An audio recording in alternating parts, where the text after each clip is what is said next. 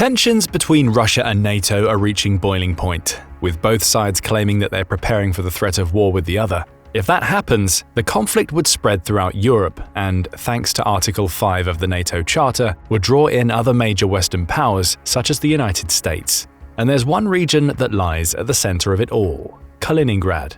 Russia's enclave is situated in the perfect place to serve as a launching point for an attack, and it's long been considered a risky area by many in the West. Now that risk may soon be realized, which leads us to the question we'll answer in this video. Why will Kaliningrad be at the center of a war between Russia and NATO?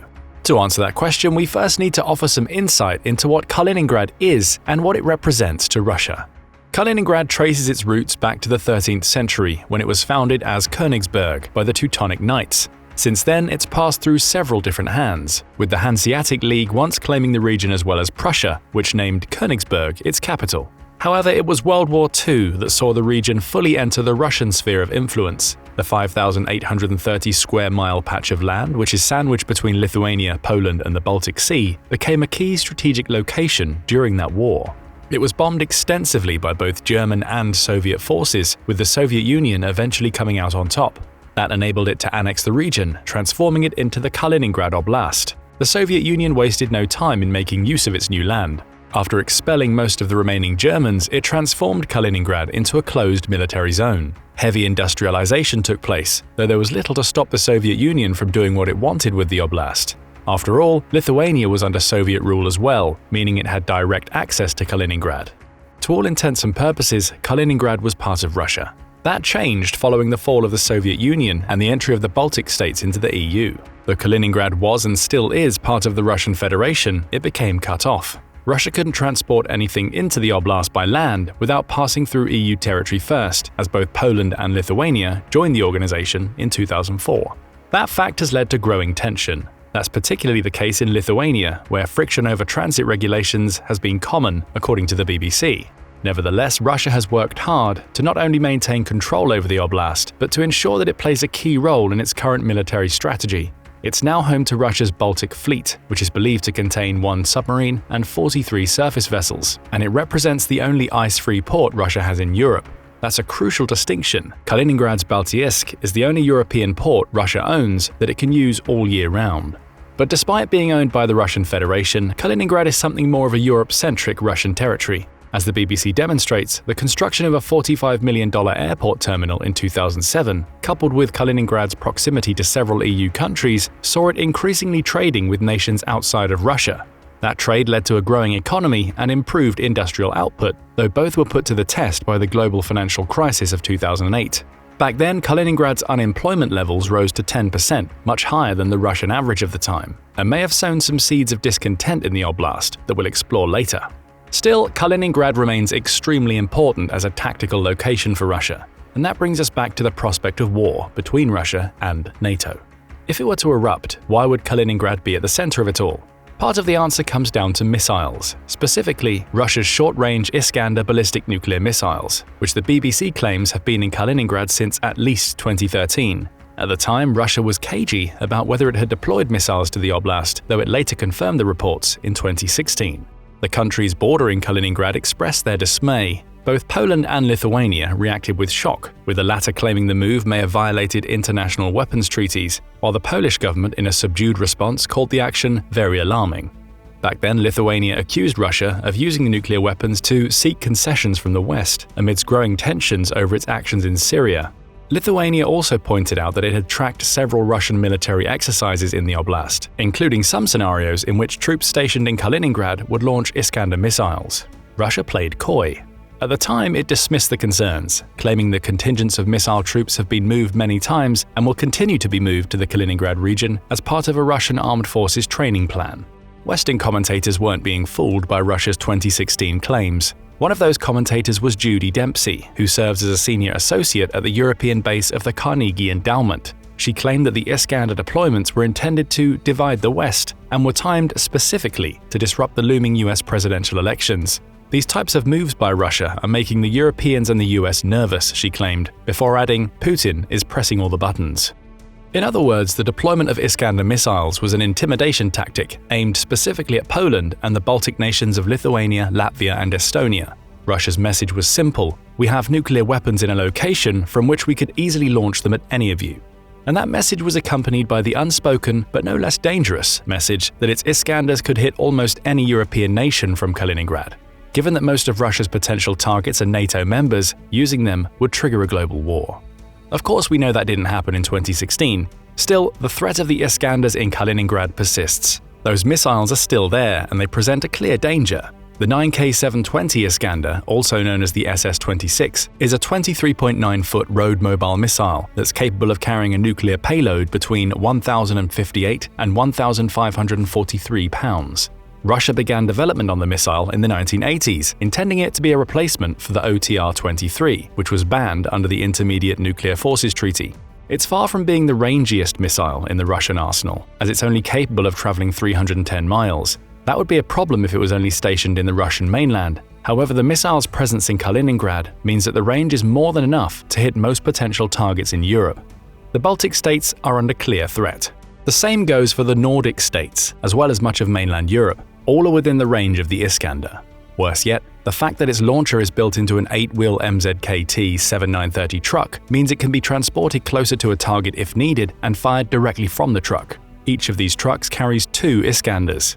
As for the warhead, Russia has choices. The base version of the missile is usually equipped with a high-explosive warhead that isn't nuclear, but can still pack a major punch. However, that can be replaced with a submunition, earth penetrator, or thermobaric warhead as the situation requires. The latter represents the biggest danger Kaliningrad poses to NATO countries. Also known as a vacuum bomb, a thermobaric warhead contains a fuel container with a pair of explosive charges. Once it detonates, the first charge splits the container, spreading a cloud-like fuel mixture far and wide. Buildings and other military defenses are penetrated by this cloud, with only those that are perfectly sealed from the outside world standing a chance. Then, the second charge detonates, and with that, the entire cloud goes up in flames, creating a massive fireball that generates a blast wave combined with a vacuum that sucks all of the surrounding oxygen out of the air to fuel the fire. Buildings and other structures nearby are destroyed, with anybody unfortunate enough to be caught in the blast being burnt to nothingness. Or if they're further away, being subjected to the combined force of the blast wave and the feeling that air is basically being sucked out of their lungs. These are devastating weapons, with the only solace being that the Iskander's thermobaric warheads are limited to 1,543 pounds. That's still enough to cause plenty of damage, though it pales in comparison to the GBU-43B Massive Ordnance Air Blast Bomb, MOAB, nicknamed Mother of All Bombs. Developed by the US in 2003, this vacuum bomb weighs over 21,600 pounds. It's unknown exactly how many Iskander missiles are in Kaliningrad. However, it was reported that they were sent to at least 7 of the 10 missile brigades stationed in the oblast back in 2016, suggesting there are plenty to go around should Russia launch an attack from there. And it gets worse. In June 2022, Russian President Vladimir Putin promised that Moscow would send some of its Iskander missiles to Belarus in the coming months. That development is notable for 2 reasons. First, Belarus is one of the few allies that Russia has in mainland Europe, with the country even having served as Russia's pathway into Ukraine during the early parts of the Ukraine war. Secondly, Belarus may provide a route through which Russia can funnel even more Iskander missiles into Kaliningrad. After all, it borders the Suwalki Gap. This small stretch of land, which runs for about 62 miles along the Lithuanian and Polish borders, separates Belarus from Kaliningrad. It, along with its accompanying town of Druzhkininkhy, was once designated an official Russian spa resort in the 19th century, with the region often being visited by Russian civil servants of the time. Right up until the Ukraine war, it was a popular tourist destination for Russians. It would likely be one of Putin's first targets if he began a war with NATO. Securing the Suwalki Gap would give Russia a route into Kaliningrad from Belarus. That could prove vital if NATO were able to cut Kaliningrad off from Russian ships in the Baltic Sea, as well as giving Putin more options for getting his missiles and troops into the Russian oblast. Perhaps an assault on the Suwalki Gap is in the back of Putin's mind. After all, he followed through on his June 2022 promises to Belarus, as confirmed by the country's exiled opposition leader Svetlana Tikhanovskaya. In June 2023, he warned that Belarus's leader, Alexander Lukashenko, had proudly announced the arrival of the first Russian missiles and bombs to his country. Russia appears to be preparing for something.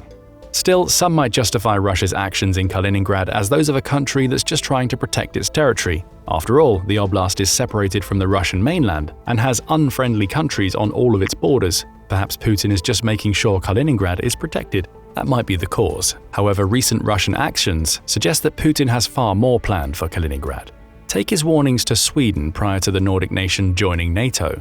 In April 2022, the deputy chairman of Russia's Security Council, Dmitry Medvedev, warned both Sweden and Finland that if they joined NATO, Russia would respond by strengthening its naval, air, and land forces in the Baltic Sea. Chillingly, he was explicit about the nuclear threat that would result, claiming that there would be no more talk of a nuclear-free Baltic if the two countries joined NATO.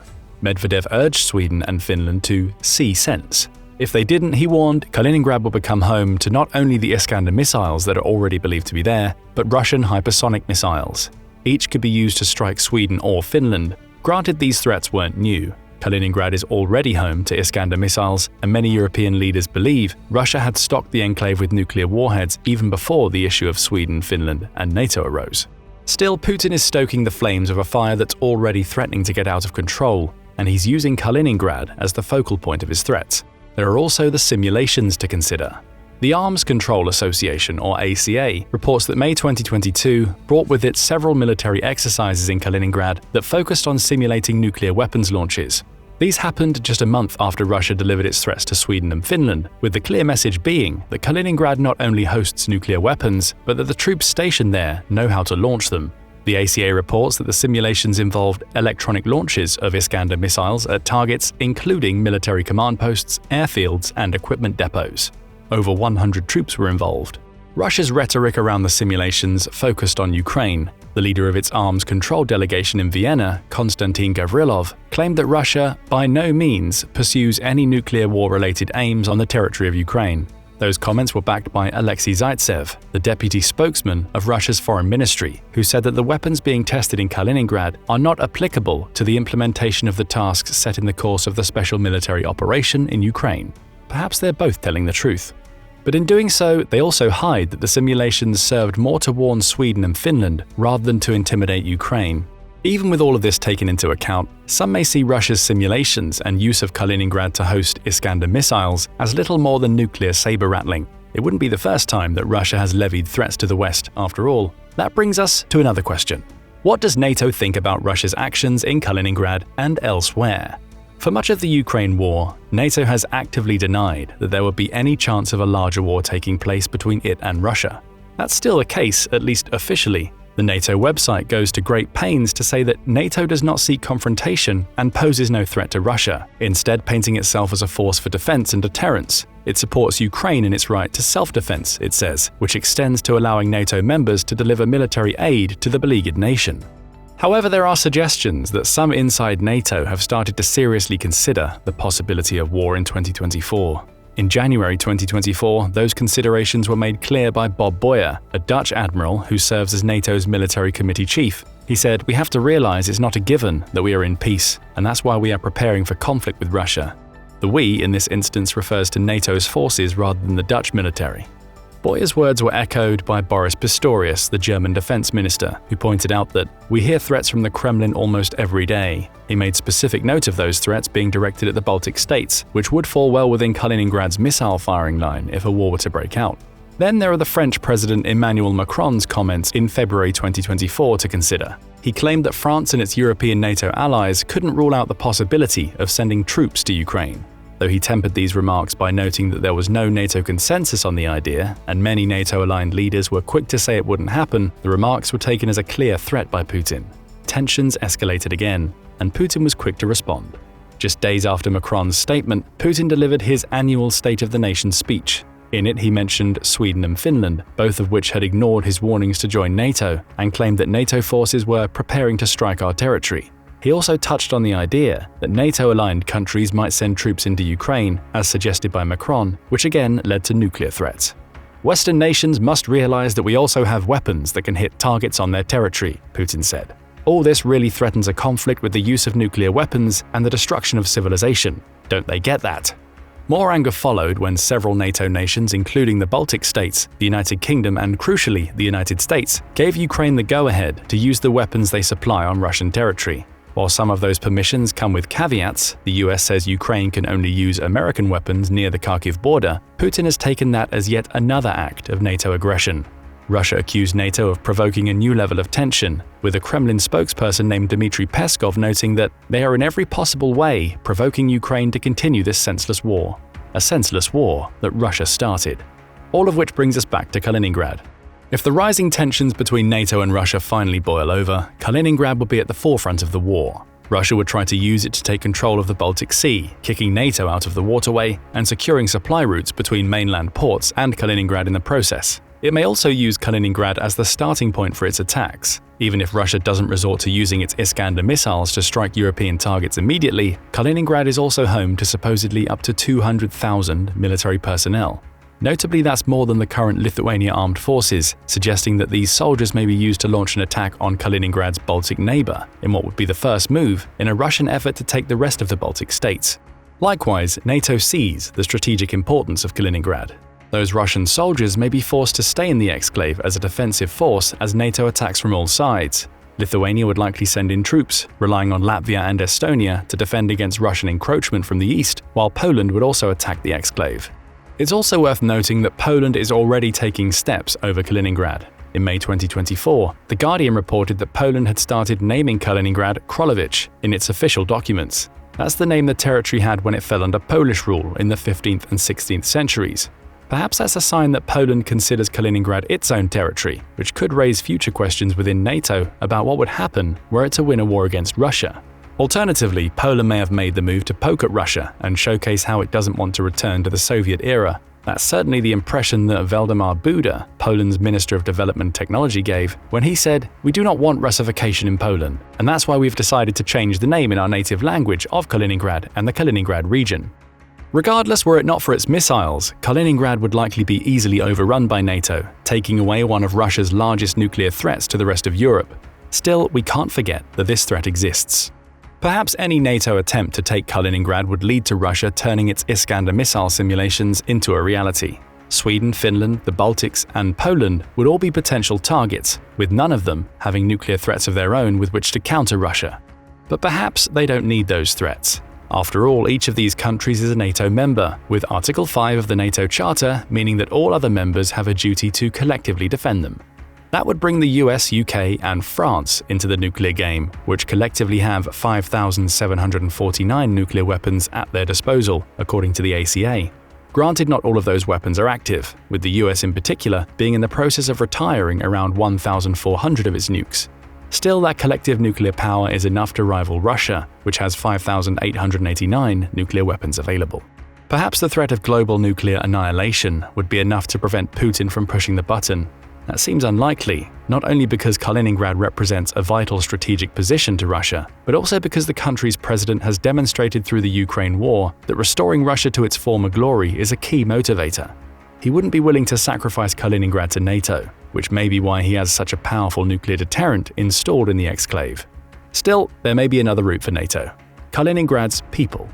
Many of them believe that Kaliningrad should no longer be a part of Russia. Instead, they wish to transform the territory into a fourth Baltic state, operating independently of its current Moscow masters. That's the impression that the Human Security Center gives when reporting on the action that some Kaliningrad natives took after the Ukraine war began. For instance, many of its citizens, who refer to themselves as Baltic Russians, took to the streets of Poland when Russia began its war. There, they protested in front of the Russian embassy and threatened to hold a referendum for Kaliningrad's independence should the Kremlin fail to demilitarize the exclave by 50% and de-escalate the tensions in Ukraine. Russia did neither.